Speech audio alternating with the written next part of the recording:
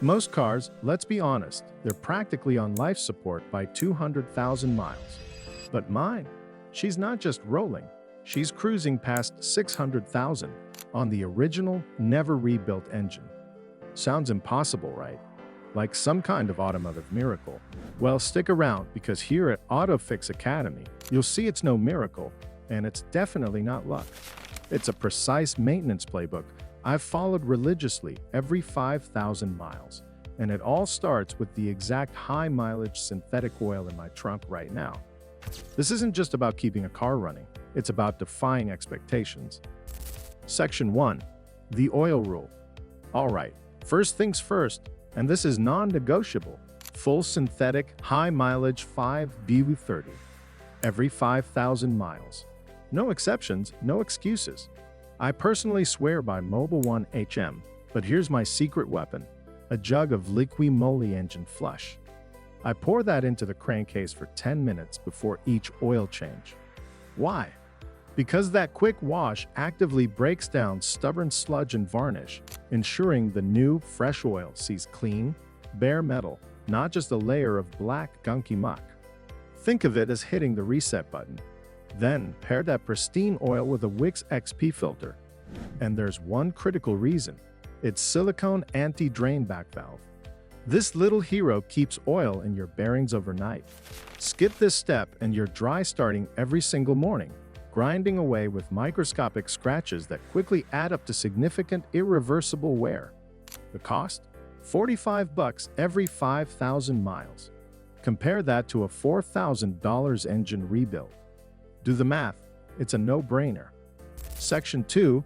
Fluid Rebellion. Manufacturers, bless their hearts, love printing lifetime on their fluid caps. What they really mean? Lifetime of their warranty, not the actual lifetime of your car. Don't fall for it. For automatic transmission fluid, I swap it every 30,000 miles. Maybe 30-50 if you're doing heavy towing. I prefer a modest drain and fill method, using approximately 4 quarts at a time with Toyota WS spec fluid. It's cheap insurance, saving you from a potential $3,500 transmission rebuild down the line. Then there's brake fluid. It's hygroscopic, meaning it's a water magnet. It drinks moisture, and guess what happens next? It starts rusting your brake lines from the inside out. That's a recipe for a spongy pedal and eventual failure. So flush it every 2 years without fail. Coolant gets the same strict schedule, every 50,000 miles. I use a distilled water mix with OEM long life concentrate. This isn't just about temperature, it's crucial to prevent electrolysis from eating away at the head gasket ears on my inline-4. Ignoring these fluids is like playing Russian roulette with your wallet. Section 3. Rubber and spark. Rubber components are insidious. They age even if your odometer stops spinning. They degrade with time and heat, not just miles.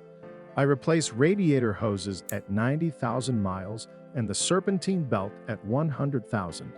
And here's a tip. I always cut the old ones open.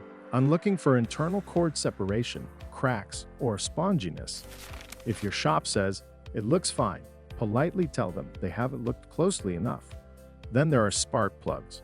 I go for iridium, torqued precisely to 18 pound-feet with a dab of dielectric grease on the boots. Why the fuss? A single misfire, even a brief one, can wash cylinder walls with raw fuel, literally shaving thousands of miles off your cylinder's cross-hatch honing in just one tank. That's what you can't get back. Section 4. The Leak Test. This is where we get serious about engine health.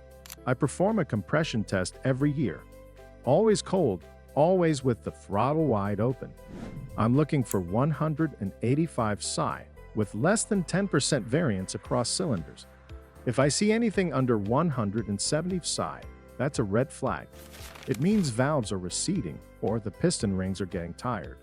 That's your cue for a valve last shim or, at the very least, a top-end overhaul before you end up with a piston trying to kiss the cylinder head.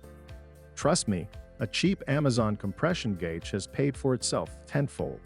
It's an early warning system you can't afford to ignore. Section 5. Drive nice. Short hops, those quick trips to the grocery store or around the block, they absolutely murder engines. Here's why. Water is a natural byproduct of combustion. If your engine block never hits its optimal 190 degrees Fahrenheit operating temperature, that moisture just sits in the crankcase, mixing with oil to create nasty, thick milkshake sludge. So I string my errands together. I make sure the engine stays at full operating temperature for at least 20 minutes. On cold mornings, instead of idling forever, I hold 2000 RPM for about 30 seconds, then drive away gently. This high idle quickly warms the catalytic converter, reducing emissions and getting the engine up to temp efficiently without wasting fuel. Being kind to your engine pays dividends.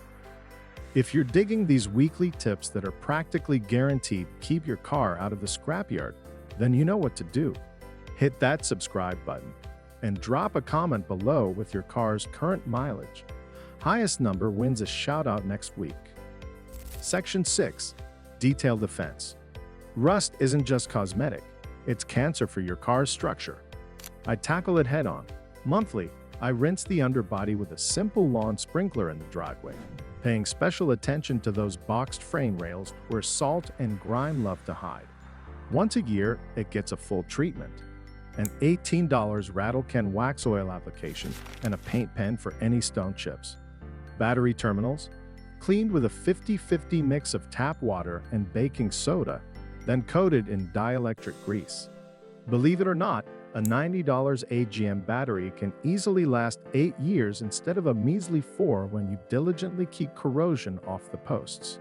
Small effort, huge payoff. Section 7. Records rule. This might sound obsessive, but it's pure gold. I keep a meticulous spreadsheet. Every single fill-up, every part number, every torque spec. When the radiator inevitably starts weeping, I don't just guess. I know exactly when I replaced it last, probably at 320,000 miles, and I can quickly see if that replacement was a cheap plastic tank version. Spoiler, it usually is. That record tells me it's time to upgrade to an all-aluminum radiator asterisk before asterisk comes stranded on I-95. Buyers absolutely love this binder. It's proof of a well-cared-for vehicle. Roadside mechanics, on the other hand, well, they tend to hate it because it proves you actually did the maintenance, leaving them less room for guesswork or inflated repair suggestions. So stop thinking of oil changes, tire rotations, and fluid swaps as tedious chores. Seriously, they're not. They are calculated, smart, and ultimately very affordable investments that save you from grand disaster repairs. Stick to that 5,000-mile oil cycle. Ignore the deceptive lifetime marketing. Proactively replace rubber components.